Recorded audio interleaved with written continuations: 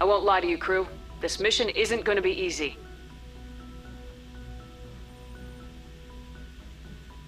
For too long, our species has stood apart from the others.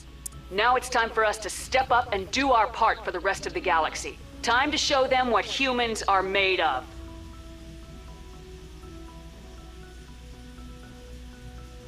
Our enemy knows we're coming. When we go into the Traverse, Saren's followers will be waiting for us. But we'll be ready for them, too. Humanity needs to do this. Not just for our own sake, but for the sake of every other species in Citadel space. Saren must be stopped, and I promise you all, we will stop him. Well said, Commander. Captain will be proud. The captain gave up everything so I could have this chance. We can't fail. Yes, ma'am. Epic speech is epic.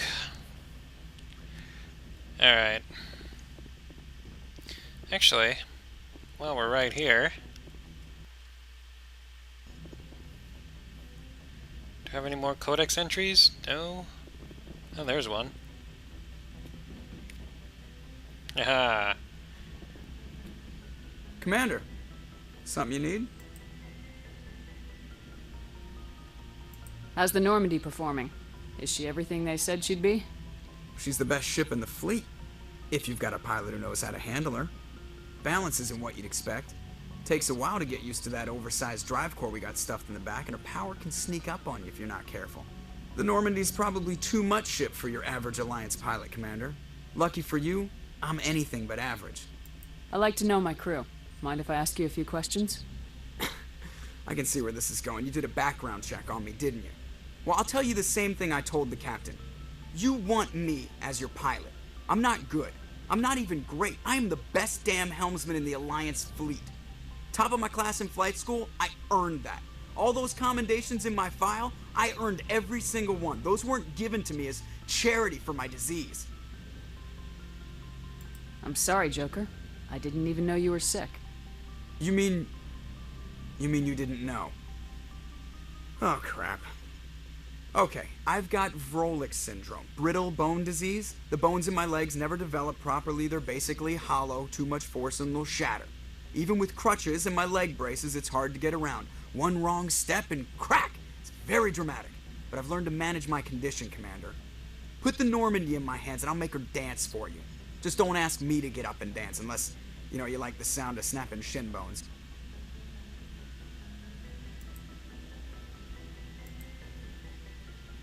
I need to know more about this Vrolich syndrome if I'm putting my ship in your hands.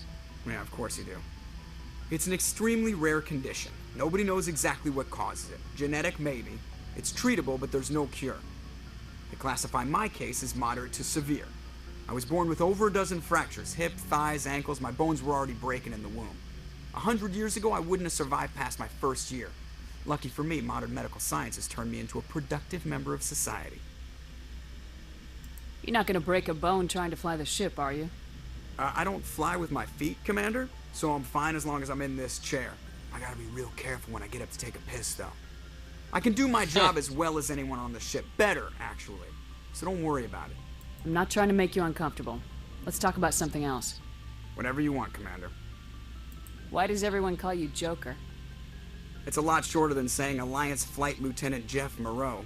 Plus, I love to make little children laugh. I was just thinking how much you remind me of Santa Claus. Look, I didn't pick the name. One of the instructors in flight school used to bug me about never smiling. She started calling me Joker, and it stuck. Why didn't you ever smile? Hey, I worked my ass off in flight school, Commander. The world's not gonna hand you anything if you go around grinning like an idiot. By the end of the year, I was the best pilot in the academy, even better than the instructors, and everybody knew it. They'd all got their asses kicked by the sickly kid with the creaky little legs. One guess who was smiling at graduation? I have to go. All right, see ya. Well, that was interesting.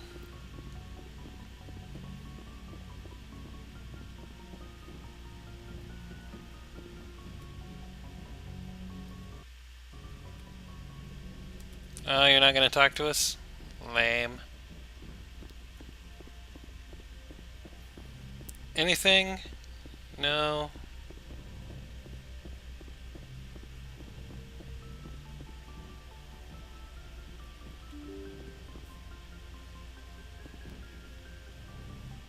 Well, since we started talking with Joker, we might as well talk to the rest of the crew while we're here.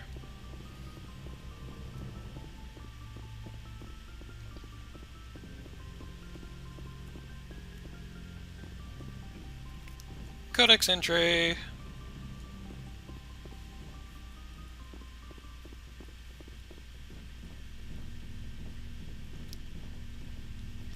I don't get any stuff.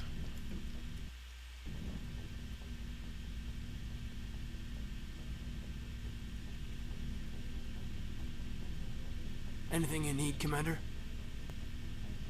What's your opinion on the last mission? I don't see how we could have done things any better. At least not without getting to Eden Prime sooner. And we were on the scene faster than any other Alliance ship could have been. Just trying to get a sense of where the crew's at. Thoughts? I've wasted enough of your time for now, Commander. We'll have time for personal debriefings later. We'll talk another time, Lieutenant. Commander? Codex entry.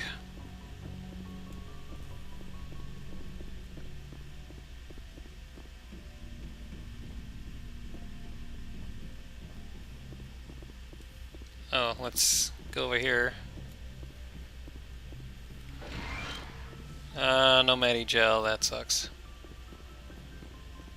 Actually, in a way, that doesn't suck. That means our Medi-Gel's full. Never mind.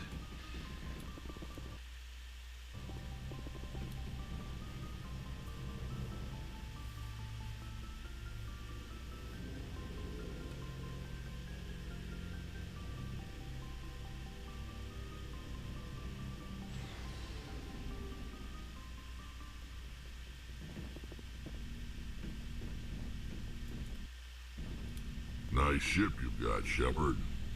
What can I do for you? What's your story, Rex? There's no story. Go ask the Quarian if you want stories. You Krogans live for centuries. Don't tell me you haven't had a few interesting adventures. Well, there was this one time the Turians almost wiped out our entire race. That was fun. I heard about that. You know, they almost did the same to us. It's not the same. It seems pretty much the same to me. So your people were infected with a genetic mutation? An infection that makes only a few in 1,000 children survive birth? And I suppose it's destroying your entire species? I suppose it isn't all the same. I don't expect you to understand. But don't compare humanity's fate with the Krogan.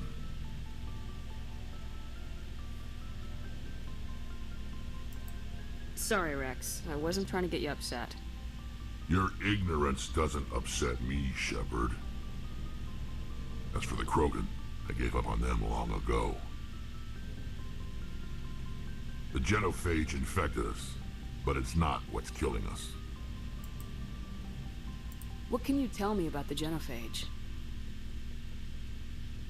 Ask the Solarians if you want details. They made it. All I know, it makes breeding nearly impossible. Thousands die in stillbirth, and most never get that far. Every Krogan is infected, every one, and no one's rushing to find a cure. Why don't the Krogan try to find a cure? When was the last time you saw a Krogan scientist? You ask a Krogan, would he rather find a cure for the genophage or fight for credits? He'll choose fighting every time. It's just who we are, Shepard. I can't change that. Nobody can. Be right back.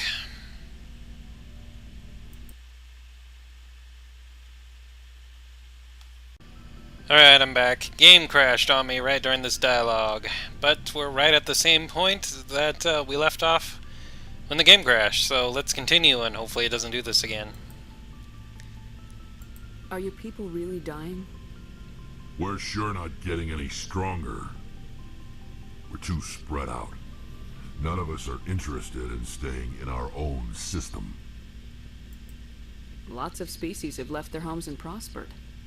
But they go to colonize new worlds. We're not settlers. We're warriors. We want to fight. So we leave. Hire ourselves out.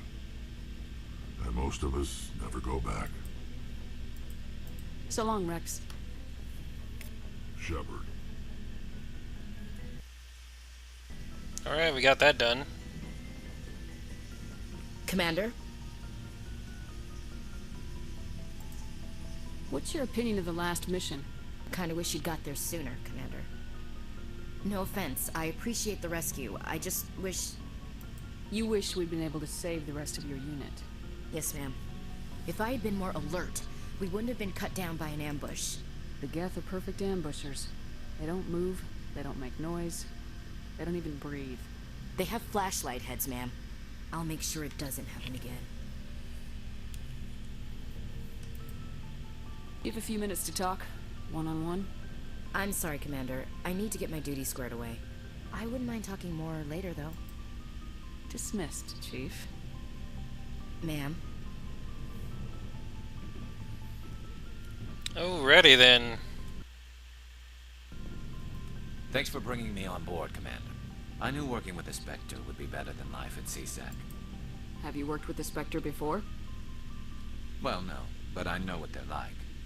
Spectres make their own rules. You're free to handle things your way. At CSEC, you're buried by rules. The damn bureaucrats are always on your back. For the most part, the rules are there for a reason. Maybe. But sometimes it feels like the rules are only there to stop me from doing my work. If I'm trying to take down a suspect, it shouldn't matter how I do it, as long as I do it. But CSEC wants it done their way. Protocol and procedure come first. That's why I left. So you just quit because you didn't like the way they do things? There's more to it than that. It didn't start out bad, but as I rose in ranks, I got saddled with more and more red tape. CSEC's handling of Sara was typical. I just couldn't take it anymore. I hate leaving. I hope you made the right choice. I'd hate for you to regret it later. Well, that's sort of why I teamed up with you. It's a chance for me to get off the Citadel, see how things are done outside CSEC. Either way, I plan to make the most of this. And without CSEC headquarters looking over my shoulder, well, maybe I can get the job done my way for a change. If getting the job done means endangering innocent people, then no. We get the job done right, not fast. Got it? I wasn't trying to. I understand, Commander. Alrighty. Tally should be down here in engineering.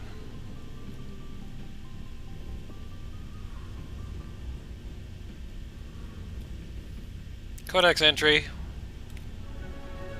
And a level up. Fantastic. Let's get one from Marksman and another there, so next time we can get Unity. That should help.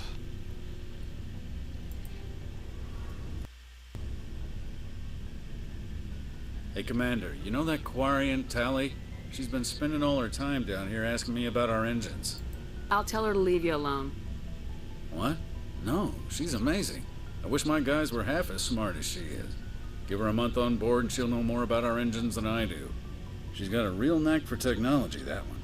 I can see why you wanted her to come along. I figured she'd be a real asset to the team. You got an eye for Tally, Commander, but I'm guessing that's not why you came down here. Where else have you served, Adams? If you name a class of Alliance ship, I've probably served on it. Everything from dreadnoughts and carriers right down to frigates like the Normandy. My last assignment was on the Tokyo, only a cruiser, but she was a good ship. Couldn't hold a candle to the Normandy, though. I want to know more about the Normandy. She's the best ship I've ever served on, probably the fastest vessel ever designed. And she's the only one using the new Tantalus drive core. What's so special about the Tantalus drive core? Proportionally, it's about twice the size of any other vessel. Not only are we faster, but we can run at FTL speeds longer before we have to discharge the core. Fill me in on the IES stealth system. How does it work exactly? You can't hide a ship out in space. They emit too much heat and radiation. Too easy for sensors to pick them up. Unless you find a way to capture those emissions. So our stealth systems trap the energy we give off in storage sinks built into the ship itself. No emissions to give away our location. Eventually the sinks have to be vented. More than a few hours silent running and they overheat. Cook us inside our own hull. There's no way for anyone to detect us? A visual scan can still pick us up. Anyone looking out a window can see us plain as day. But you have to be pretty close to get an actual visual out in space.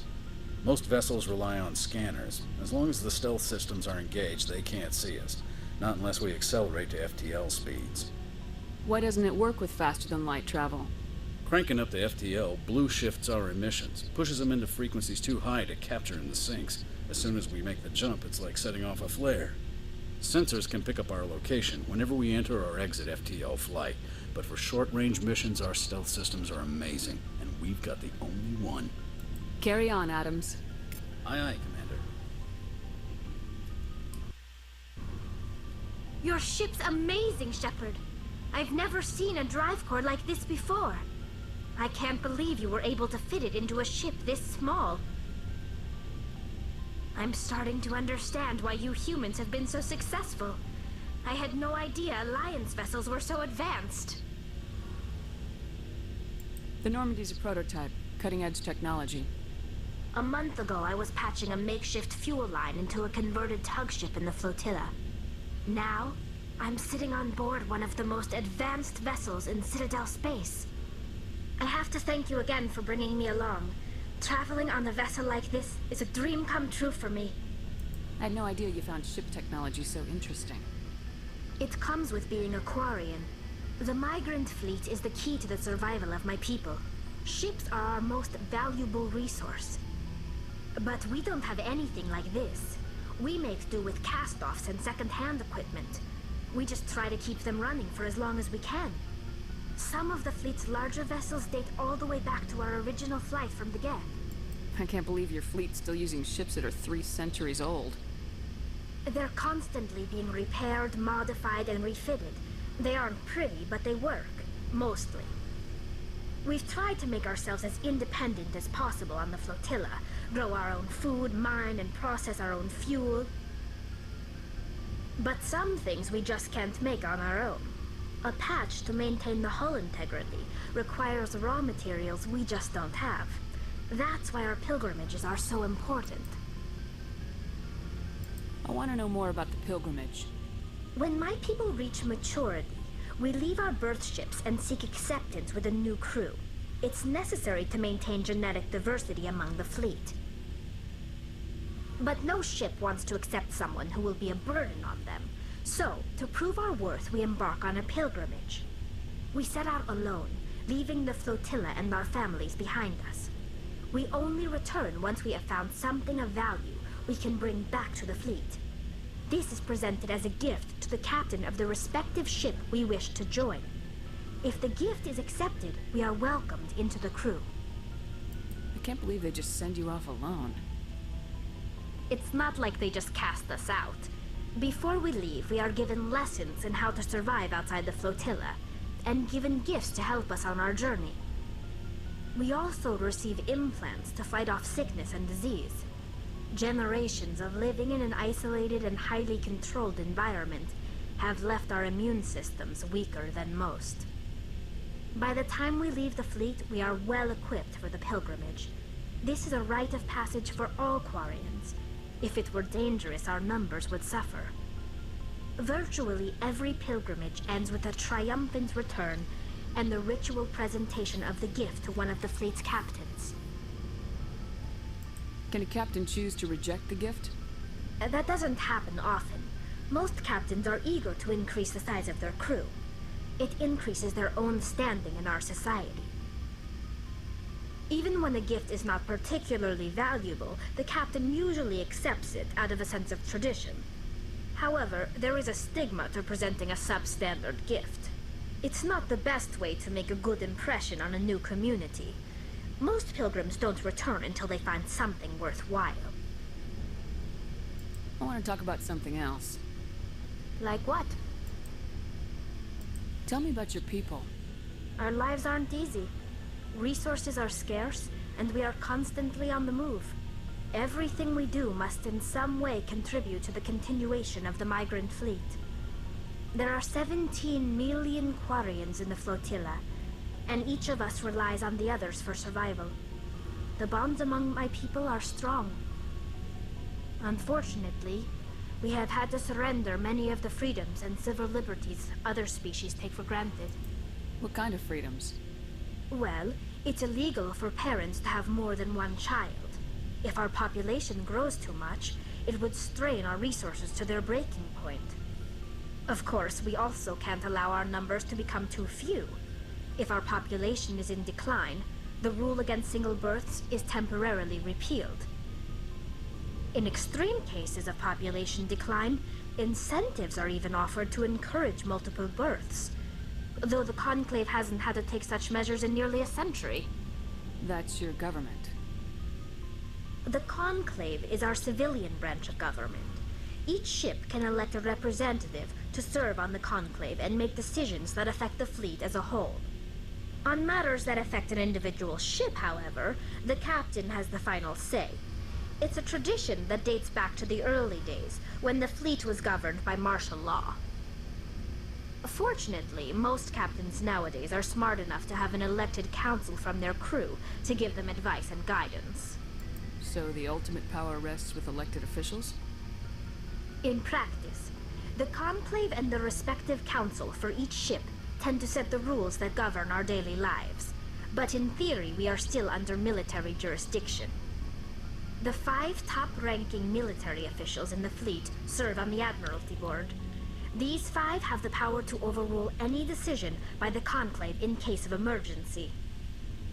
To do so requires unanimous agreement among the Admiralty, and they can only do this once. After that, the entire board must resign their posts. It's a safeguard that served us well. In nearly 3 centuries, the Admiralty Board has only overruled the Conclave 4 times. I want to know more about the Geth. I doubt I can tell you anything you don't already know. It's been almost 3 centuries since they drove my people into exile. All I know is the story of their origins, what they were when we created them, and how they turned on us.